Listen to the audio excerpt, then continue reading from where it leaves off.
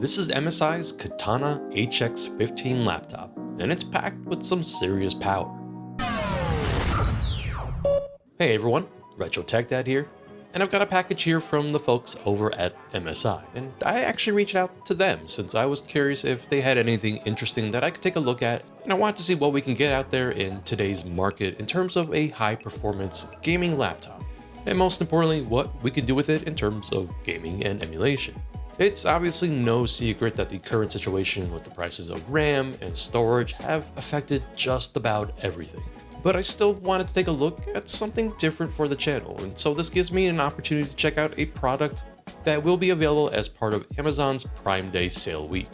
So let's quickly talk about the specs, and what I have here is a slightly older model of the MSI Katana 15HX, and specifically the model number B14WGK-016 US. And what this gives us is the 14th gen Core i9 CPU from Intel's Raptor Lake lineup, which is the i9-14900HX, and provides 24 total cores with 32 threads and clock speeds up to 5.8 GHz. In terms of graphics, we do have a dedicated NVIDIA Geforce RTX 5070 with 8 GB of GDDR7 RAM, and I thought the combination of the CPU and GPU was interesting since it should prove to be quite powerful for high-end gaming. There is also the MSI hybrid system, which will allow the laptop to switch between the integrated graphics and dedicated graphics as needed. Additionally, this specific model comes with 32 GB of DDR5 RAM, which in today's market is probably the reason this laptop's value is higher than it normally is, and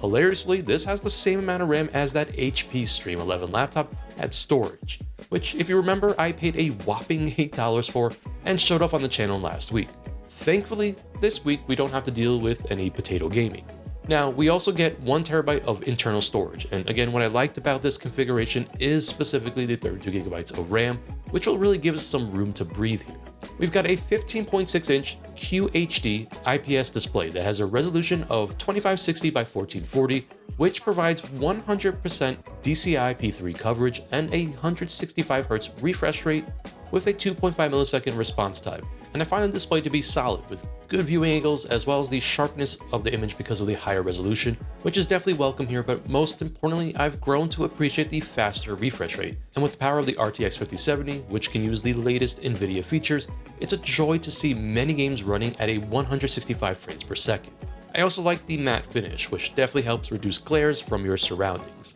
Now, as I mentioned earlier, this laptop is available on Amazon.com and will be part of MSI's Prime Day sales week, and I hope you're ready for this for a whopping $1,869 starting June 23rd and should run until June 30th. It's definitely a real bummer that this is becoming the new norm in this space, since there's a lot that I really like with this laptop. I do want to thank MSI for sending this over to me so that I can at least play around with this, and as I always require, this video was not reviewed prior to publishing. So let's take a look inside the box, and we've got one part of the power supply cable, and then of course the laptop itself, which we'll put off to the side for just a moment as we investigate the rest of the contents. We've got the standard inserts like the warranty and user guide, and then lastly the hefty 240 watt power supply. And finally, the Katana, which has a really nice looking design, and I appreciate the fairly tame gamer aesthetic, which is not necessarily a bad thing, even if it's meant to be a gaming focused laptop,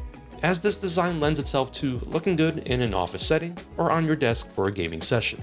There's cool design elements all around the chassis that don't necessarily stand out, but it just helps give the Katana a bit of character, and I think it looks pretty nice. The entirety of the laptop and the chassis are all plastic, but the plastic feels substantial, and I was worried about fingerprinting, but it only seemed to be noticeable around the keyboard area.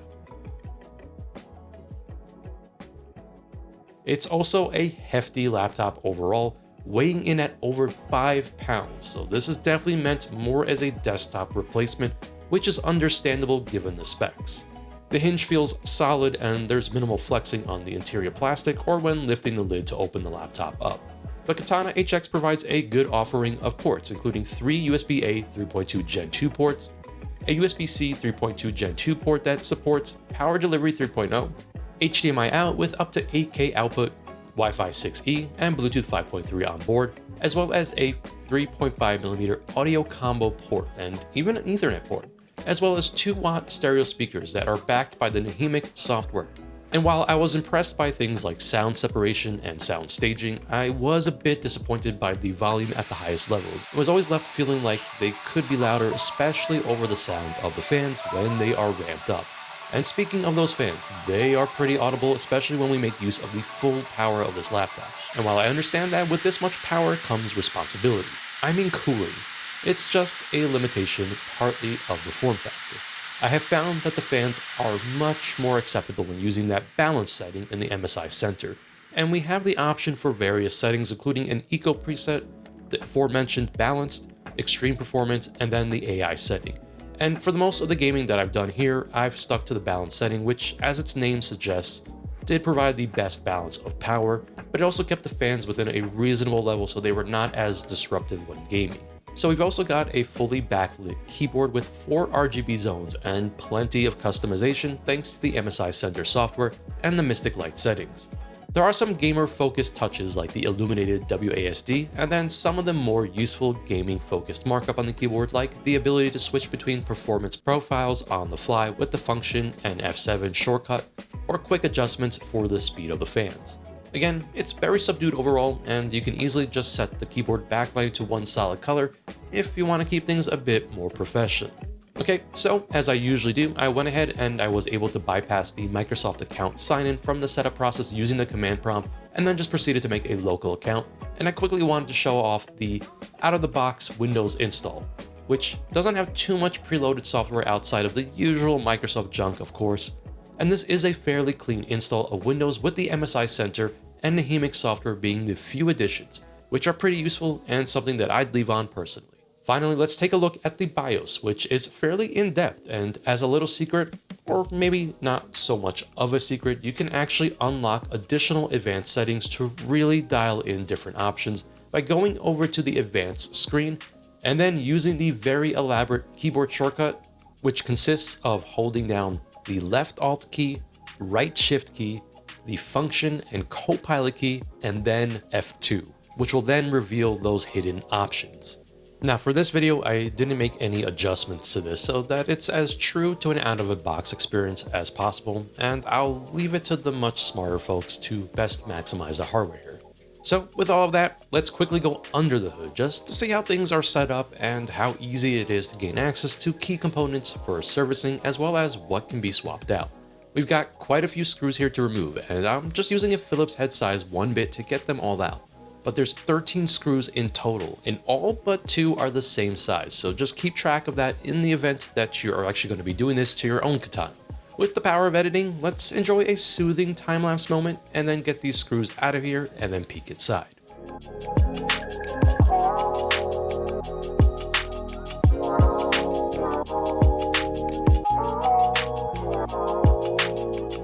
Okay, so with the screws removed, it was actually very simple to get the bottom piece off, and I used the pick to just give me some leverage so that I could then just remove the plate by hand, which didn't require much effort, and I'd say that this was a pretty simple process. Now, as I mentioned, the entire chassis is made of plastic, and unsurprisingly, the bottom plate is in fact plastic with a piece of metal that is in the corner, which I'm assuming is either for heat dissipation or perhaps rigidity for the bottom plate. Let me know down in the comments what you think it is, since I know my viewers are much smarter than I am. Okay, so now we've got a full view of the internals, and we've got some serious heat pipes here, with I believe 5 total pipes as part of MSI's Cooler Boost 5 cooling system. And the good news is that we have user replaceable DDR5 RAM, and let me just take a little peek at the brand being used here, which is SK Hynix, and we get 2 16GB sticks in this laptop, which again is definitely nice to see since I know a lot of newer models are opting for 16GB only for obvious reasons.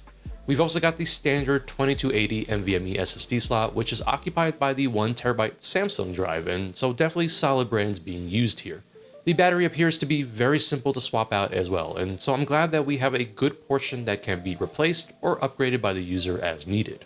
Alright, we're all done here, and it's time for some gaming, since that's what the Katana was designed to do. And let me tell you, this is a pretty powerful laptop that seemingly handles everything I've thrown at it with ease, and for the price, this should be expected. The beautiful thing about having this much power to work with is the ability to play around with settings and tweak them to fit your own personal tastes. The Katana has quite a lot of power under the hood to handle games natively without the need for some of the upscaling or frame gen tech that we have available to us thanks to the RTX 50 series GPU that's in this laptop, and so that does mean we have access to things like 4x DLS frame gen as well as NVIDIA Reflex. The Cyberpunk benchmark is a great way to demonstrate some of these potential options, and it does perform very well in all the tests where I looked at various scenarios, as well as the difference between using the balanced preset and the extreme performance preset with the MSI Center. So you can see that I first ran tests using the extreme performance preset and tried out various settings within Cyberpunk, including the ray tracing medium and ray tracing low presets at a 1440p resolution.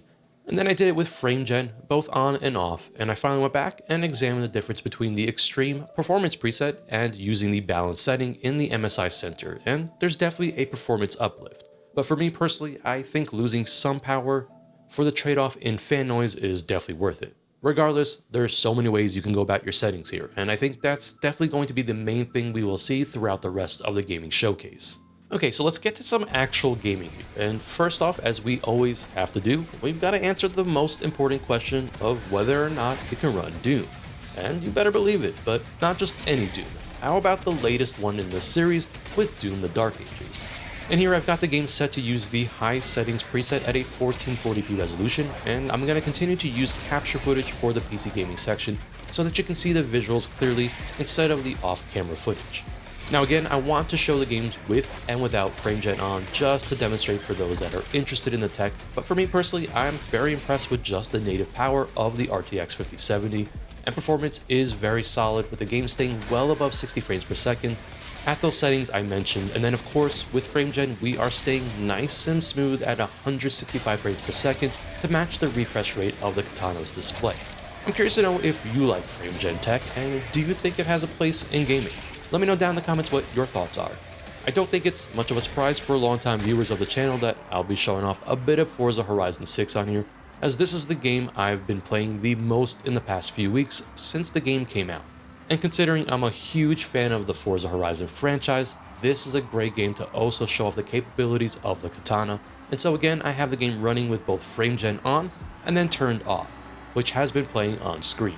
The game is set to the 1440p resolution that the panel supports, as well as high settings, and honestly the performance without frame gen is pretty awesome, hitting as much as 100 frames per second at times in game. Another game that I've gotten hooked on recently is LEGO Batman Legacy of the Dark Knight. And I actually have the folks at Intel to partly thank for this, as they used this as a demo game for their Panther Lake event in Taipei, and when I saw the game in action, I knew that once I returned home that I'd be buying the game to play. And so, kudos to Intel for selling a copy of the game unintentionally, or maybe they knew what they were doing. Anyways, this is another game that supports many of the NVIDIA features, and it just looks awesome and plays great on the Katana. Finally, for one last game, let's check out some Battlefield 6. And yes, performance here is likewise excellent, and it's probably not much of a surprise based on everything we've seen. Battlefield 6 looks fantastic and plays great, and again, we have plenty of room to adjust the settings to the way that you'd prefer to play, and I think it's just nice having the flexibility to be able to do this.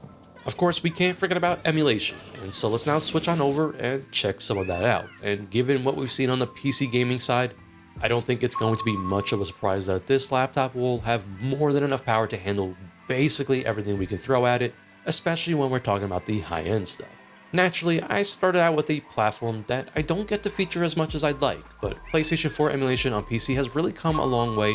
thanks to Shad PS4, and nowadays we can enjoy some of the exclusives that are still locked to the platform, like Gravity Rush Remastered, but probably for most viewers, Bloodborne is going to be the one to check out here. And really, the only limitation is the emulator itself, as this laptop obviously handles Bloodborne with ease using just the balanced setting.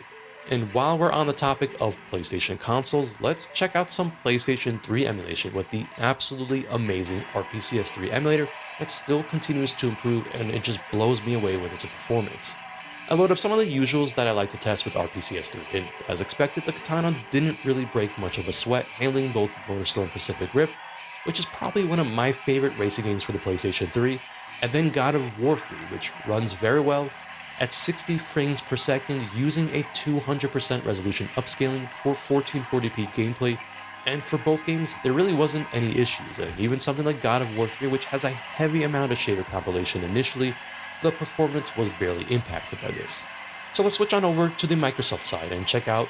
Xbox 360 emulation with Xenia Canary. And of course, I had to load up the OG Forza Horizon since this is a game that is not available anywhere else, and I still love this game to this day. And Forza Horizon runs amazing using 2 times the native resolution for a 1440p experience, and honestly, it's amazing how great this game still looks to this day. Finally, the last platform I wanted to check out with this laptop was some Switch emulation with the Eden emulator, and as expected, it didn't prove to be much of an issue for the Katana. And I started out with one of my favorites to showcase, which is Crash Team Racing Nitro Refueled, since this is a game that never received a port to the PC. And so for those that are strictly PC gamers, this is basically the only way to play it, at least very reliably, as PlayStation 4 emulation is still mature.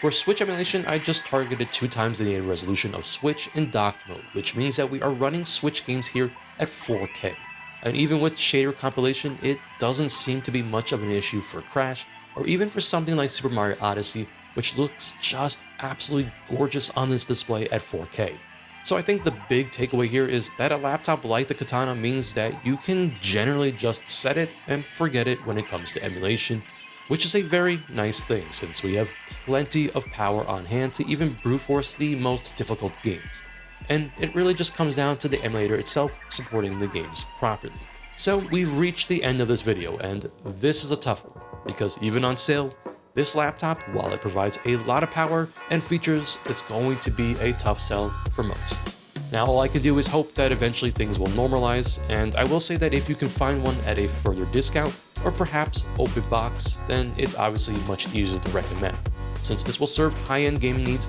very well. And I think the RTX 5070 is very powerful, as is this combination of specs, which should serve many gamers for a long time. I hope you enjoyed taking a look at something a bit more high-end here on the channel, and until the next video, as always, I am the Retro Tech Dad, and thank you so much for watching.